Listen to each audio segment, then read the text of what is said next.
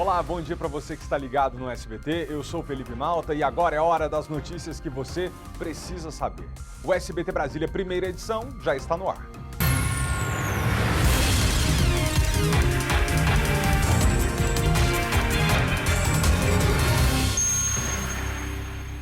A adutora da CAESB se rompe em Vicente Pires, na altura do viaduto Israel Pinheiro. Fala, Kátia. Enchente foi na noite de ontem, complicou o trânsito e inundou as vias. Equipes dos bombeiros e da CAESB passaram a madrugada trabalhando. Não houve vítimas, apesar do susto. A força da água fez o muro de uma casa cair sobre um carro. Malta. Governador Ibanez Rocha diz que se não privatizar o metrô, em 2 anos o sistema entra em colapso e para de funcionar. O SBT Brasília investiga a situação do metrô. Quanto custa? Quanto de investimento precisa? E quem vai pagar a conta? Como os passageiros avaliam o serviço? E quando será que acaba a greve dos metroviários? Polícia desmonta mega operação de compra e venda de autopeças roubadas em Ceilândia, Gama e Taguatinga. É com você, Tatu. Malta, a operação também aconteceu em Águas Lindas de Goiás, no entorno, e Goiânia, capital do estado. Essa mega operação, composta por mais de 180 policiais, ela agiu cumprindo em mandados de prisões temporária e preventiva e também busca e apreensão. E o foco é contra empresários que lucram com peças de veículos roubados aqui na capital e no estado de Goiás. Malta. Futebol no SBT, a nova tradição do brasileiro. A Copa América acabou, mas a Libertadores retoma hoje. São Paulo e Racing da Argentina dão o pontapé no campeonato que mexe com o coração dos torcedores. Amanhã é a estreia de Renato Gaúcho como técnico do Flamengo. E mais, esposa de DJ Ives e testemunhas prestam depoimento após a divulgação das cenas de espancamento. Eles prestaram depoimento, a esposa prestou depoimento nessa segunda junto com mais 2 testemunhas. E como tecnicamente no dia da denúncia ele não estava em flagrante, ele está aguardando as investigações em liberdade. As agressões vieram à tona no fim de semana com a divulgação das imagens aí nas redes sociais pela Pamela, mas as investigações seguem ao longo da semana aí. E essas agressões datam desde quando ela estava grávida da criança ainda, segundo ela. Malta. O SBT Brasília, primeira edição, volta em instantes. O SBT Brasília, primeira edição, está de volta. 150 policiais nas ruas de 3 cidades do Distrito Federal, no entorno e também em Goiânia, para desmontar um esquema de compra e venda de peças de carro sem comprovação de origem. Paulo Vitor, Tatuzinho, bom dia. Oi, Malta, bom dia para você mais uma vez, a todos assistindo ao SBT Brasília, primeira edição no DF e no entorno. Essa mega operação da Polícia Civil, por meio da delegacia da Corpatri, agiu aí em diversas cidades aqui do DF, do entorno e também na capital do estado de Goiás, Goiânia, cumprindo esses mandados de prisão preventiva, temporária e também busca e apreensão. É a Operação Autopeças SA. Para nós entendermos melhor como é que foi essa operação, que no combate a essa organização criminosa aí desarticulada que roubava, furtava veículos e revendia essas peças roubadas no mercado negro. Estou aqui com a doutora Isabela Meirelles. Doutora, boa tarde para a senhora, seja bem-vinda ao SBT. Como é que foi esse cumprimento, esses cumprimentos desses mandados nessa manhã de terça-feira? Então, hoje participaram dessa operação mais de 180 policiais. Nós cumprimos 12 mandados de prisão, 10 deles sendo prisão preventiva, 2 temporária e 25 mandados de busca e apreensão. Agora, doutora, uma quadrilha aí realmente que agia aqui no DF e também no estado de Goiás, onde contava com o apoio desses furtos de veículos, roubos e acaba reaproveitando essas peças no mercado negro, né?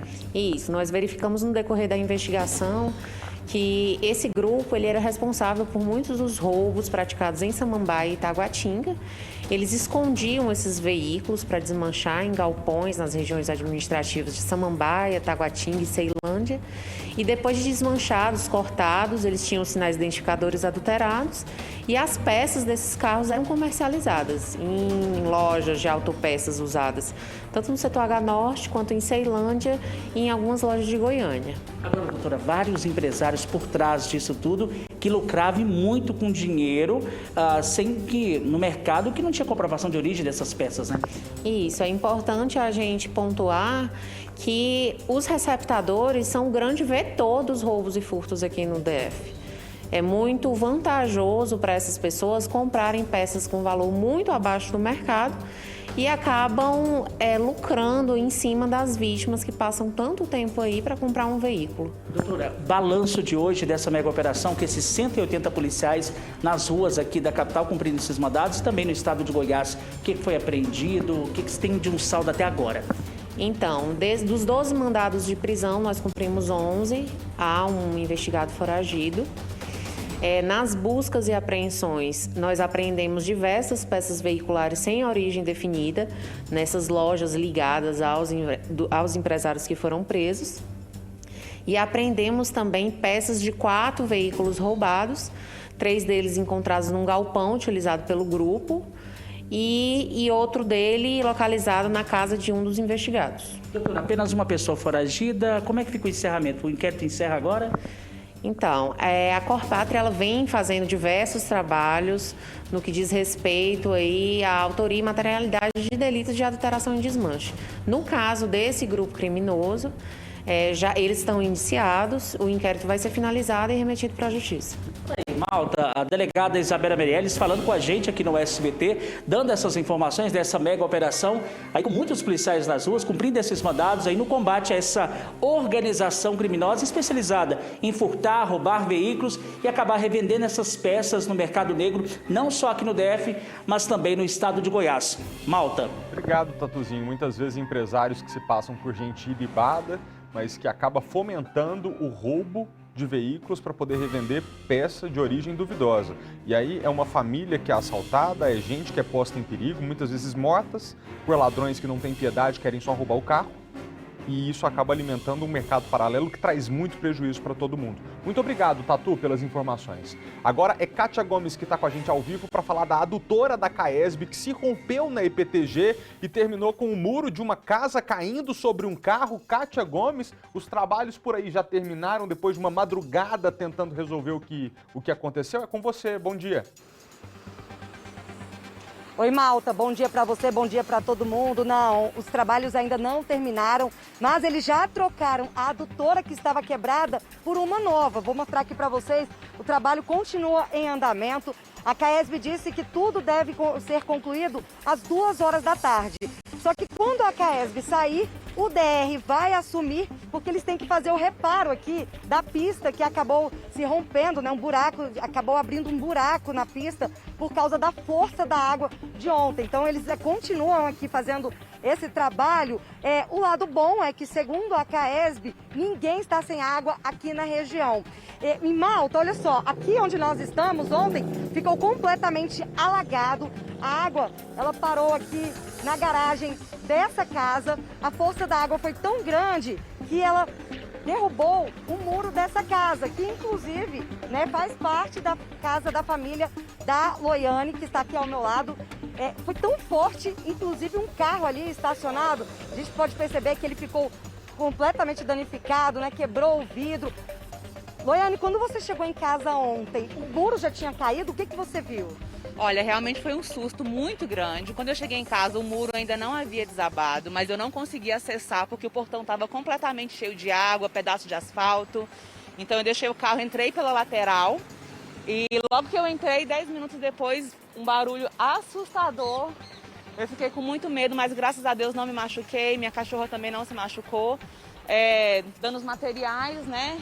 Os órgãos já estão sendo muito solícitos, né? A CAESB, Defesa Civil, se prontificaram a ressarcir, né, esses prejuízos.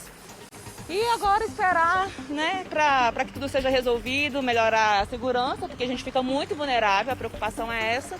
E também melhorar o trânsito aí, que eu sei que está trabalhando na vida de muita gente hoje. E ontem, quando você chegou, né, a sua casa aqui ficou completamente alagada. Vou mostrar aqui para vocês. Vem cá, Loiane. Agora já está limpo, porque eles passaram a manhã inteira aqui fazendo a limpeza, mas ainda dá para perceber que tem um pouquinho ali de água, tá bem fofo ainda, né? Um susto danado. Muito grande. É uma sensação assim de muita impotência, né? Porque a gente sabe que são coisas que fogem ao nosso controle, mas colocam a nossa vida, a nossa segurança em risco, né? Foi um susto muito grande, mas dos males o menor. Graças a Deus, estamos em paz. Malta, nós temos uma reportagem que mostra como que a pista ficou ontem, logo depois que a adutora rompeu. Vamos ver agora. O vídeo feito por um motorista mostra a pista na altura do viaduto Israel Pinheiro completamente alagada. E o motivo não foi uma forte chuva. Uma adutora da CAESB se rompeu por volta das 7h30 da noite e causou alagamento. A tubulação fica na via marginal, saída de Águas Claras e dá acesso ao EPTG. A inundação causou um longo congestionamento na região. Agentes do DR tiveram de controlar o trânsito no local. As equipes precisaram abrir uma faixa de rolamento na avenida arborizada para permitir que os carros passassem. Segundo os bombeiros, o rompimento do cano provocou danos ao asfalto e derrubou o muro de uma casa sobre um veículo. Apesar do susto, ninguém se feriu. Após a CAESB interromper o fluxo da adutora, a água acumulada no local escoou naturalmente.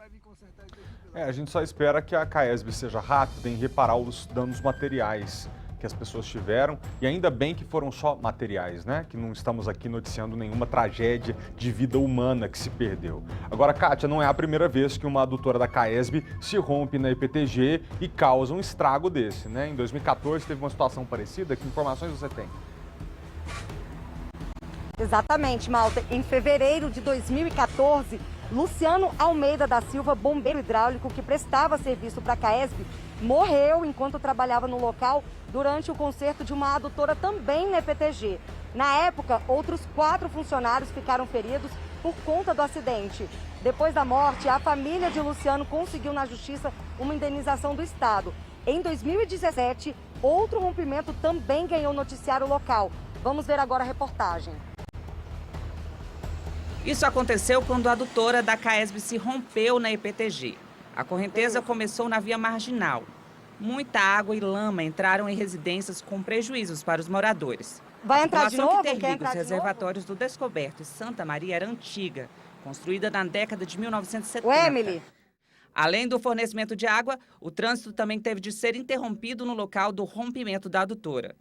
Uma das casas teve a estrutura abalada depois de ser invadida pela correnteza. Um dos muros ficou bem inclinado e os moradores estavam com medo que ele desabasse. Na época, a CAESB havia dado um prazo de 45 dias para que os moradores fizessem uma lista com os prejuízos. 2 meses depois do incidente, ninguém ali recebeu qualquer resposta da concessionária. Outro rompimento de adutora foi em fevereiro de 2014. 6 operários da empresa terceirizada que prestava serviço para a CAESB foram vítimas. Um deles morreu e os outros ficaram feridos. Entre os que sobreviveram, um sofreu uma fratura na perna e outro pegou uma pneumonia. Eles trabalhavam na vala, por onde passa a tubulação, quando a adutora se rompeu. Bom, qualquer coisa a gente volta com a Kátia lá. O negócio está complicado, mas ela já volta com a gente se tiver alguma informação nova para trazer. Bom, mudando de assunto, a esposa do DJ Ives prestou depoimento após a divulgação de vídeos com cenas de espancamento. Quem fala com a gente agora e traz as informações atualizadas é Vanessa Ferreira. Vanessa, é contigo. Oi, Malta, boa tarde a você, boa tarde a todos que estão em casa. Isso mesmo, a Pamela Holanda, que é a ex-mulher do DJ Ives, foi ouvida nesta segunda-feira pela Polícia Civil do Ceará. Ela e mais 2 testemunhas. Ela já tinha comparecido à delegacia no dia 1º de julho, quando ela fez a denúncia de violência doméstica com a ajuda de uma vizinha, inclusive. Mas ela voltou a ser ouvida agora após compartilhar vídeos dessas agressões em redes sociais no fim de semana. As imagens que a gente já vem mostrando desde ontem foram gravadas por câmeras de segurança da própria casa deles e mostram vários episódios de agressão. Inclusive, a mãe dela e um funcionário do DJ presenciam esses momentos. Esse homem também deve ser ouvido, mas já circula na internet um áudio dele confirmando que a violência era muito frequente na casa. Após a divulgação desse caso, o advogado do DJ pediu à justiça que a Pamela fosse proibida de comentar sobre o assunto com a imprensa, mas esse pedido foi negado. Agora ele está aguardando as investigações em liberdade, já que tecnicamente a denúncia foi feita fora do período de flagrante. Enquanto isso, a mulher dele está em casa com a filha e ele saiu já que foi expedida uma medida protetiva para que ele não se aproxime das duas. Malta. E por que não saiu antes, né, minha gente? Rico desse jeito, cheio de dinheiro. Bota aí mais um pouquinho, diretor, só mais um pouco. A gente precisa ver essas imagens para a gente entender que esse homem podia ter agido com essa prudência de sair de casa muito antes de ter agredido a mulher dele. Agora tá aí com a carreira destruída, exposto para o Brasil inteiro, porque não soube lidar com uma situação e evitar o inaceitável, que é a violência dentro de casa. Obrigado, Vanessa, pelas informações. Em entrevista exclusiva ao SBT, o governador do Distrito Federal falou sobre o repasse da gestão do metrô à iniciativa privada. Medida que, segundo Ibanez Rocha, é necessária para tentar corrigir problemas enfrentados todos os dias pelos passageiros. São quase 23 anos em operação, subsidiado exclusivamente com recursos públicos. Atualmente, o projeto do metrô DF é composto por 29 estações, das quais 27 estão em funcionamento. Com uma frota de 32 trens, transporta em média 160 mil passageiros por dia. Gente que quase sempre acaba tendo que lidar com um serviço ruim. É cheio, assim, até porque às vezes não dão prioridade para a gestante, né? Precisa de ter mais vagões, precisa aumentar, né? Precisa de melhoras. Para mudar esse cenário, o governador Ibanez Rocha já trabalha para conceder a gestão do metrô à iniciativa privada. Segundo o GDF, se uma reformulação em todo o sistema não for realizada em 2 anos, o metrô vai entrar em colapso. O problema é que essa reformulação custaria cerca de 4 bilhões de reais aos cofres públicos, recurso que o governador diz que não tem. Por isso, a alternativa mais viável é mesmo a privatização. O Distrito Federal não tem condições de fazer o investimento que se faz necessário no metrô para que ele tenha uma qualidade maior e a gente precisa dessa concessão o mais rápido possível. Você tem uma ideia, em São Paulo, um operador de metrô ganha em torno de R$ 4.500, aqui ganha 12, 15 mil reais. Então é uma folha muito alta para o serviço que é prestado. Meire Rodrigues, diretora de comunicação do Sindmetrô, avalia que a transferência da gestão do metrô público para a iniciativa privada pode prejudicar a qualidade do serviço. Nós teremos piora nos serviços, falta de qualidade, a tarifa vai ficar mais cara, o risco de corrupção é muito alto. Por quê? Porque a empresa privada ela só visa o lucro. Outra preocupação do sindicato é sobre as garantias dos funcionários no momento em que a empresa vencedora assumir a gestão do sistema. A empresa, que vier a adquirir, essa empresa pública que for privatizada, ela deverá respeitar os mesmos direitos do empregado que eram respeitados antes, como 13º, FGTS, repouso, vai transporte. Para esse advogado, é necessário que a privatização do metrô ocorra com regras claras desde o lançamento do edital. Que sejam especificados o que a empresa tem que cumprir em relação às tarifas e etc. A fiscalização, sim, tem que ser efetiva, independente de ser prestado pelo particular, tem que ser efetiva a fiscalização de todos os serviços prestados. Essa economista considera que o processo de privatização pode ser positivo para aliviar as demandas dos cofres públicos. O Estado hoje no Brasil é muito premido por outras despesas. Se ele puder, na maior parte, delegar, vender ou deixar que o setor privado assuma funções que não precisam ser assumidas por ele, melhor, porque ele vai se concentrar em outra coisa. No caso do metrô, o GDF pretende estabelecer uma parceria público-privada, com duração de 30 anos. Quando você faz uma PPP, o governo entra com uma participação no investimento, porque se fosse só do setor privado, as tarifas ficariam muito altas para dar o retorno daquele investimento. Então, você precisa de um complemento do setor público para fazer um equilíbrio. Então, a PPP ela diminui a exigência de recursos públicos e, ao mesmo tempo, ela dá um equilíbrio nas tarifas. Eu não sou muito a favor de privatizar, não. Acho melhor ficar com o governo mesmo. Acho que sim, acho que pode melhorar sim, né? Para melhorar ele, precisa privatizar sim, porque nós precisamos de melhora. Talvez amenizar as greves. Acredito que a privatizar não tenha greves. O GDF ainda não trabalha com datas, mas a expectativa é que a nova empresa assuma as operações do metrô até o fim do ano que vem. De qualquer que seja a forma que isso termine, o fato é que hoje, na mão do Estado, o metrô não atende os usuários como deveria. Então, para evitar uma privatização, seria necessário que o serviço fosse muito melhor prestado. Mas, vamos ver como é que isso termina. Sobre a greve que a telespectadora mencionou, a greve dos metroviários teve início no dia 19 de abril e continua sem previsão para terminar. Atualmente, o metrô está funcionando com 80% da capacidade por determinação judicial, que estabelece essa porcentagem para evitar aglomeração. Evitar aglomeração nos horários de pico. Os trabalhadores que aguardam julgamento no TRT reivindicam a volta de direitos que foram suspensos e que sejam restabelecidos, como plano de saúde e vale alimentação. Isso está com problema desde o dia 1º de abril desse ano. A Codab divulgou nesta segunda-feira a lista com os últimos 125 indicados para o empreendimento Parque dos IPs, em São Sebastião. Os 35 candidatos para a lista reserva também foram anunciados. O empreendimento é destinado aos candidatos da faixa de renda 1, de até R$ 1.800. A data do sorteio para definir andares e números dos apartamentos será divulgada em breve no portal codab.df.gov.br e também nas redes sociais da companhia. Policiais militares prenderam um homem na Asa Norte depois que ele furtou um carro e acabaram descobrindo que ele fazia parte de uma quadrilha que era especializada em furto e adulteração de veículos.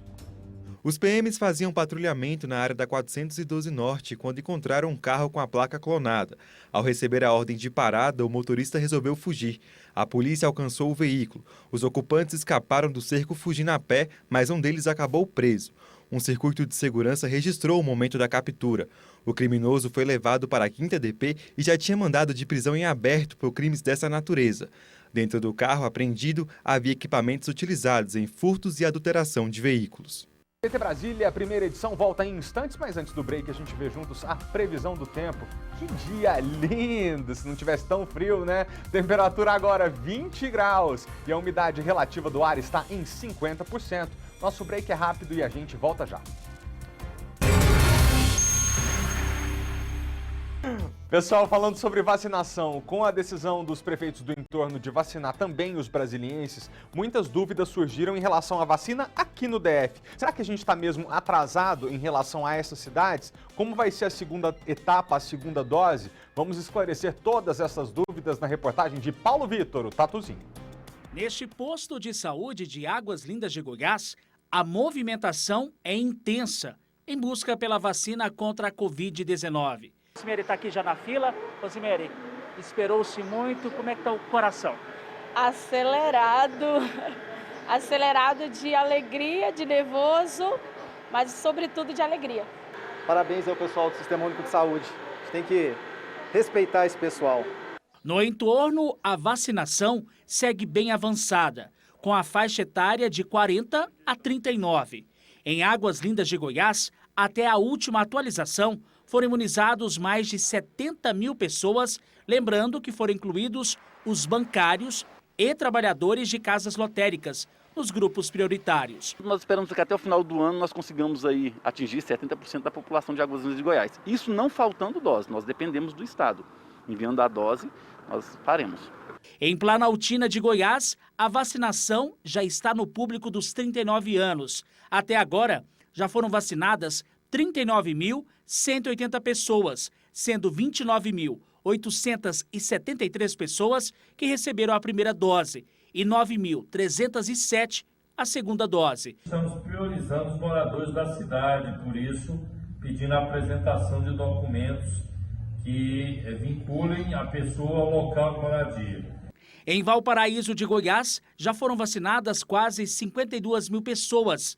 Desse total, 42.288 foram moradores que receberam a primeira dose e 9.191 a segunda dose. Hoje, a população-alvo é gestantes e puérperas sem comorbidades, além das pessoas de 18 a 59 com comorbidades.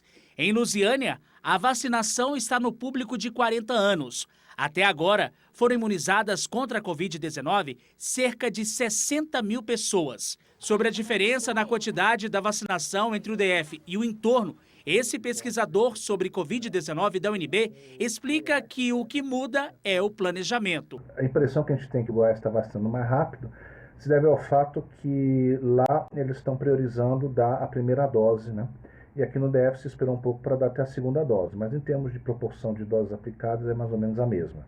Aqui no DF, segundo informações da Secretaria de Saúde, o público-alvo é a idade a partir dos 41 anos. Até agora já foram aplicadas 1.438.568 doses, sendo 1.076.018 da primeira dose e 362.550 da segunda dose. Em declaração recente, o secretário de Saúde do DF, Osnei Okumoto, disse que as pessoas que moram no DF e tomaram a primeira dose em outros estados poderão tomar a segunda dose aqui. Essa pessoa poderá utilizar a nossa ouvidoria da Secretaria de Saúde, comprovando que ele reside aqui no Distrito Federal para ele poder receber a segunda dose. Muito bem, vamos voltar ao vivo com a repórter Kátia Gomes, que está num outro ponto ali da EPTG, onde uma adutora da CAESB se rompeu. Kátia, você tem previsão para término dos trabalhos? É contigo. Oi, Malta. Olha, os motoristas podem esperar um transtorno aí ao longo do dia. Aqui o trabalho da CAESB deve terminar, eu vou mostrar para vocês, a nova adutora que foi colocada agora há pouco, deve terminar por volta de 2 horas da tarde, só que depois o DR precisa fazer o conserto aqui da pista, porque a força da água, ela rompeu o asfalto. Então, onde nós estamos, isso aqui tudo é asfalto. Olha só a situação, a quantidade de terra que eles tiveram que tirar para poder fazer a substituição da adutora. É tanta terra que eles estavam agora há pouco fazendo a retirada aqui dessa terra, do excesso de terra, e colocando nos caminhões. Então, a situação é essa. A gente percebe que o trânsito aqui está parcialmente bloqueado, tem um certo congestionamento. Então, quem puder evitar essa pista, né, uma boa dica aí para os motoristas para darem a volta ali pelo Núcleo Bandeirante. Quem não puder evitar, precisa ter paciência, porque o trânsito aqui está, assim, um pouco lento. Malta. Muito obrigado, Kátia. Prestação de serviço ao vivo para você de casa. Se precisar ir até a região onde está a Kátia Gomes, uma adutora se rompeu na EPTG, evita passar por lá, porque já viu que o trânsito está complicado. Muito obrigado, Kátia, pelas informações. E a gente vê ali ao vivo na tela. Já foi. Ó, agora é futebol no SBT.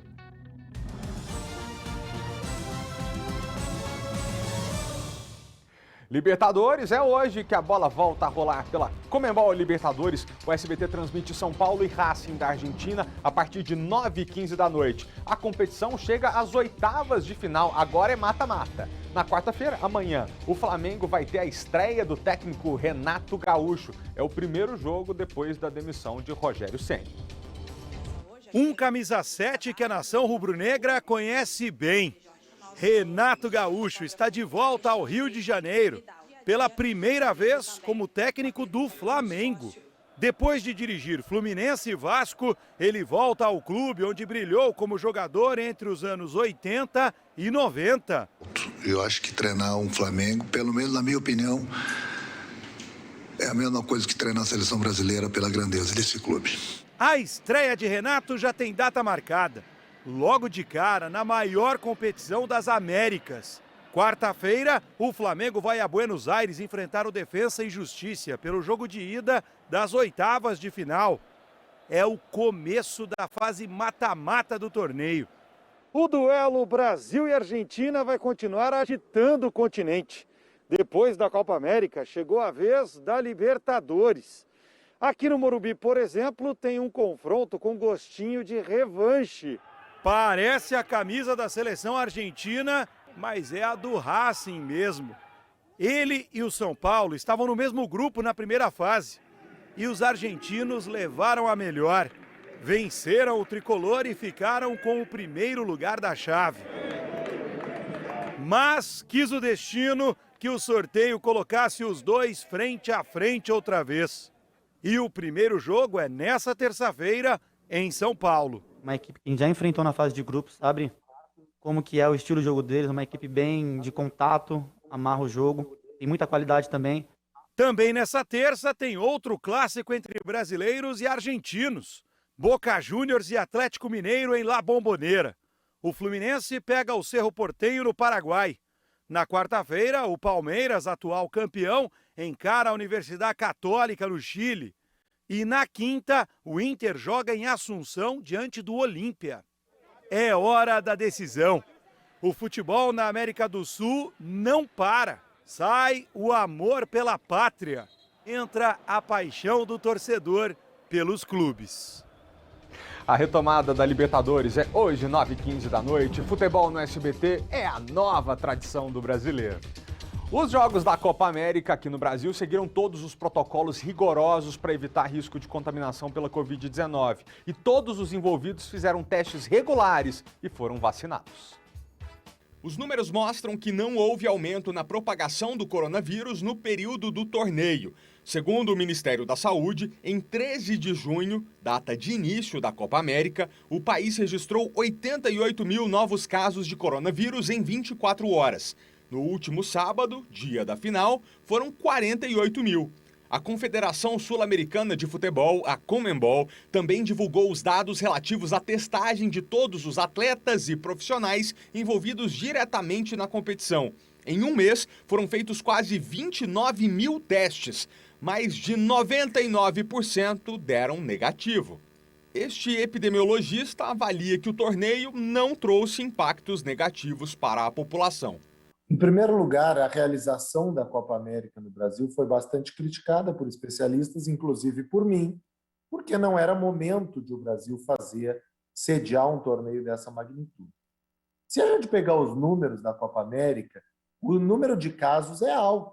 Acho que eram cerca de 150 casos, num total que não é tão grande assim.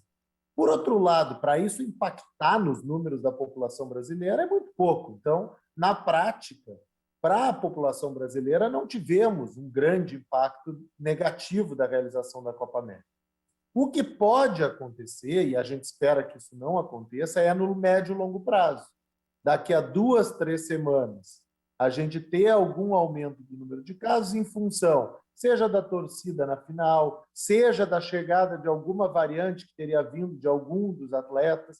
Então, assim, a princípio, eu acho que a nossa preocupação como especialistas era uma preocupação justa e válida, mas até agora dá para se fazer um balanço de que não teve um grande efeito negativo da Copa América, pelo menos até agora. Vamos esperar mais 2, 3 semanas para ter certeza disso e, felizmente, se nada acontecer, poderemos dizer da Copa América, exceto o resultado final, que a gente queria que o Brasil ganhasse. Fora isso, acho que a Copa América não teve nenhum resultado negativo sobre a pandemia no Brasil. A Prefeitura de Cuiabá confirmou que 2 integrantes da delegação da Colômbia testaram positivo para a chamada cepa colombiana, que ainda não circula no Brasil. Eles não manifestaram sintomas, ficaram isolados e foram liberados para viajar para casa. Hoje é dia do rock. Esse ritmo que inspira artistas de todos os estilos musicais. E não tem como falar de rock and roll sem citar a nossa capital, né? Brasília, a cidade que foi palco de grandes nomes e ganhou até roteiro turístico da música. Raimundos, Plebe Rude, Pedro, Paulo e Mateus, Hungria e Legião Urbana. Você sabe o que eles têm em comum? A influência do rock na carreira musical.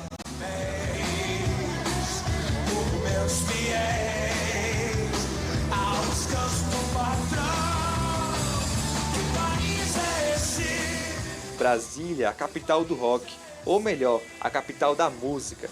Aqui nascem artistas de diversos estilos musicais, e muitos deles com a inspiração no rock. Digão é vocalista da banda Raimundos. A relação com o gênero musical começou ainda na infância. A banda, formada na década de 80, começou a tocar quando a cidade tinha poucas opções de lazer. A gente ensaiava, inventava festa, a gente fazia qualquer coisa para sair daquele marasmo que a gente tinha aqui, e aquele monte de informações. Então a gente partia para cima mesmo, a gente não ficava esperando a coisa cair do céu. Do sertanejo ao hip hop, Brasília agrada todo gosto musical. E cada um deles tem um pezinho no nosso famoso rock. Não é à toa que está sendo lançada a Rota do Rock. O projeto mapeou 37 lugares que fazem parte da história do rock brasiliense, como este no Guará. Aqui aconteceu o primeiro show da banda Legião Urbana, em Brasília.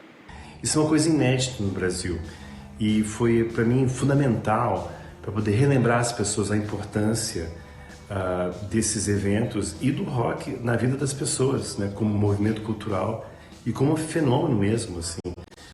É muito bacana ver isso celebrado. E os lugares são diversos. Concha Acústica, Cine Centro São Francisco, na 102 Sul, o apartamento de Renato Russo, na 303 Sul, Ermida Dom Bosco, Ginásio Nilson Nelson e Restaurante Beirute, na 109 Sul. É lugar que não acaba mais.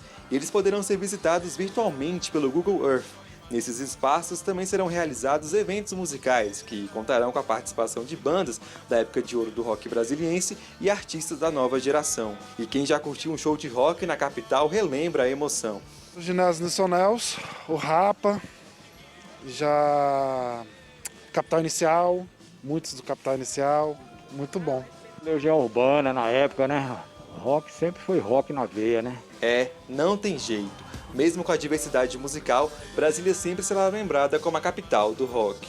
O rock realmente é aquilo que mostrou Brasília, a Brasília musical foi mostrada através do rock. Brasília sempre será a capital do rock. Foi daqui que saíram as melhores bandas de rock do Brasil. Feliz Dia Mundial do Rock. Sempre em frente.